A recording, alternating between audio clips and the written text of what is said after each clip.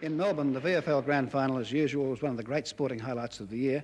And in 1974, it was the turn of the famous Richmond club, the Tigers, for the second year in a row.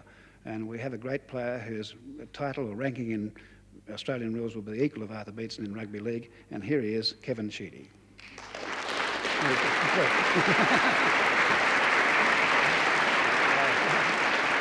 Richmond is opposed to North Melbourne, the only team never to win a grand final. Kevin Sheedy, number 10 for Richmond, and the Victorian Football Writers' Player of the Year, is a major force in Richmond's success. Kevin, we said that you won the Victorian Football Writers' Award of the Year, yet you didn't win the Brownlow Medal. Now, why is that? Well, I probably, in Minardi's bracket, mate, had to join with you. But I just have never got on with umpires for a number of years.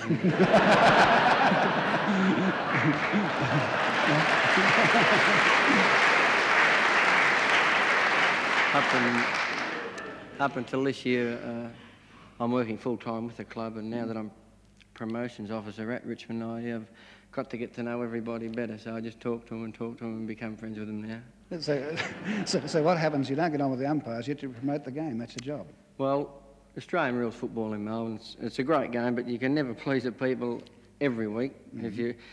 If you argue with the umpire, you're cheeky, and if you slap them on the backside and say they've done a good job, they reckon you're queer, so well, you're never going to win.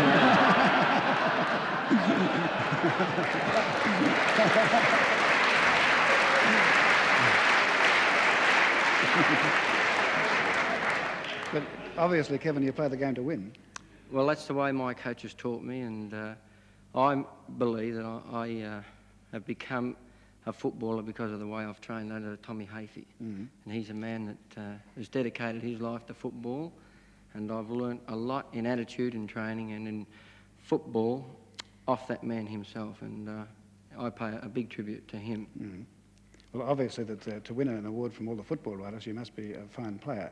But you say you talk too much. You don't infringe the rules, do you? Never infringed a rule in my life. I don't know what he sounds like after he's most convincing here. About the same.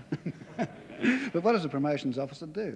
Well, my job at Richmond is to go to approximately 130 schools to teach Australian rules football. Mm. And well, it's my life, and I'm going to make it my life because I think the game is such a great game that I will probably spend the next 40 years just talking and teaching football. Mm. You're not a big man, I mean, compared to Artie Beetson.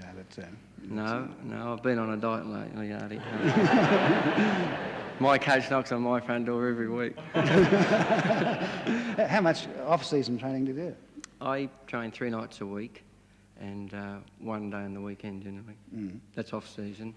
During the season, I have Friday off and Sunday afternoon off. That's about it. Well, one last thing. I mean, you're so convincing as a speaker. If you lose the match, do you win the post-mortem? Oh, no. We lose a match. We get taken to a room and we get told why we lose the game. And then that's about the post-mortem you get off Tommy Hafey.